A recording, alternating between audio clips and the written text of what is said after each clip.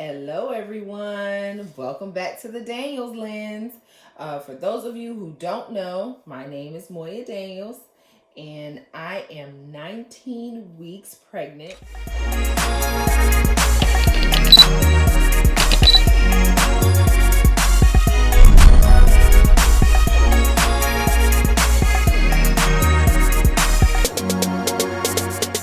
And I'm going to be sharing with everybody my pregnancy journey, basically. So here's my bump. Whew. Yes, Lord. Not everybody looks like this at 19 weeks. Not everybody. But I have two other kids, and they're 6 and 5. And this is the grand finale. If you ask Travis, which is my husband, he would probably disagree. But I'm done after this baby. And it's a boy. So I have two girls and I'm having a boy. So we're excited. If you haven't already, go and check out our gender reveal and our pregnancy reveal.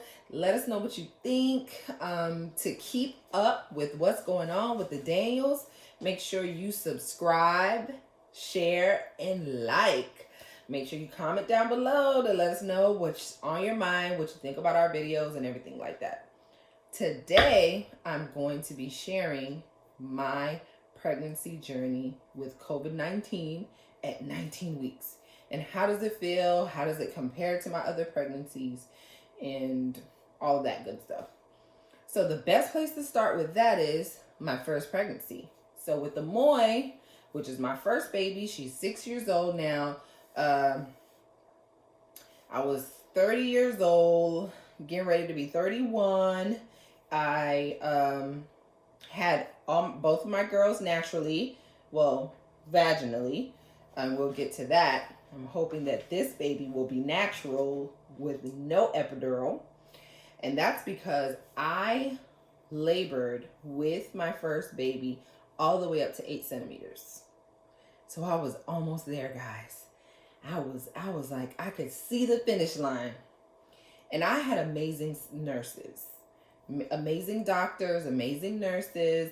And my nurse came up to me and she's just like, you're almost there. And I'm just like, I can do this. If the pain is like this at 8 centimeters, like I can do this for 10. She's like, well, are you sure you don't want the epidural? And I said, I'm sure. She said, I just want you to understand that when you get to 10, you can multiply whatever you're feeling right now times 100. And that's what 10 feels like. So I was just like, please, let's call the anesthesiologist in and have her give me that epidural. Because if it's going to get 100 times worse than this, I'm a G, but at that moment, I was exhausted. I was just like, I'm not going to be able to do this times 100. So let's go ahead and get that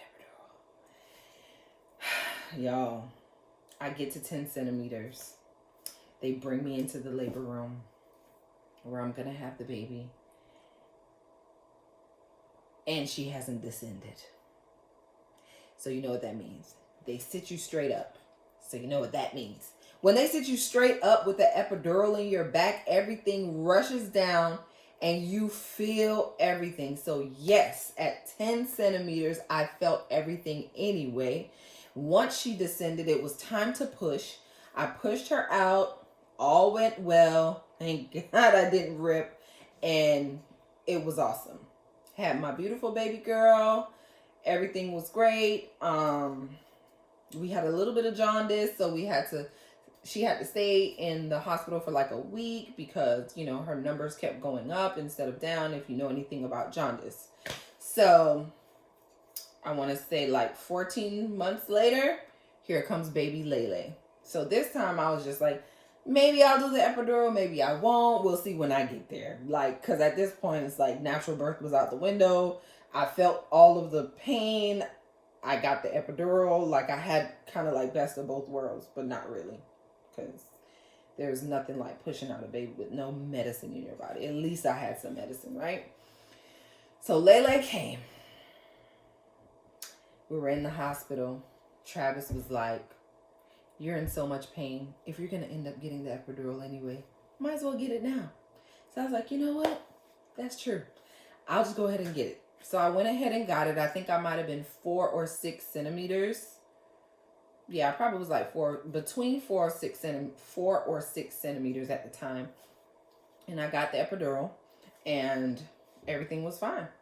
She descended. It was time to push. And I started pushing. First hour went by. You heard me. The first hour of pushing went by. Second hour of pushing went by.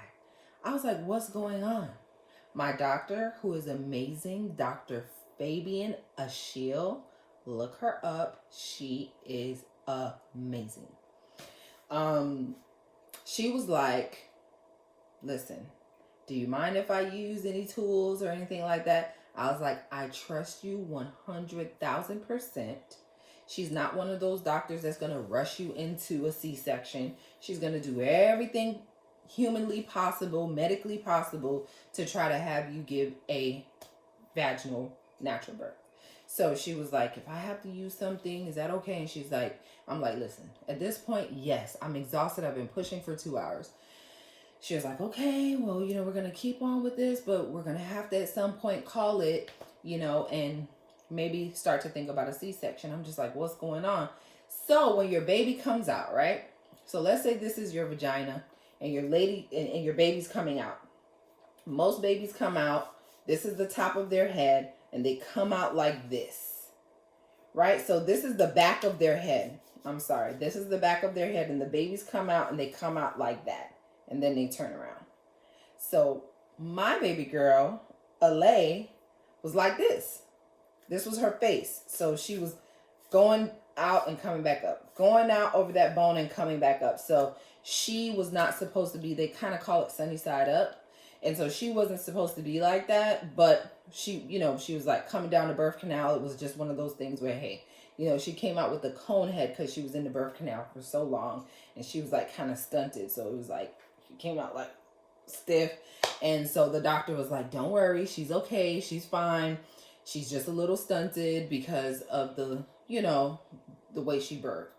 And so they took her and they kind of like got her crying and warmed up or whatever. And then they brought her to me. But she finally came out after 3 hours of pushing.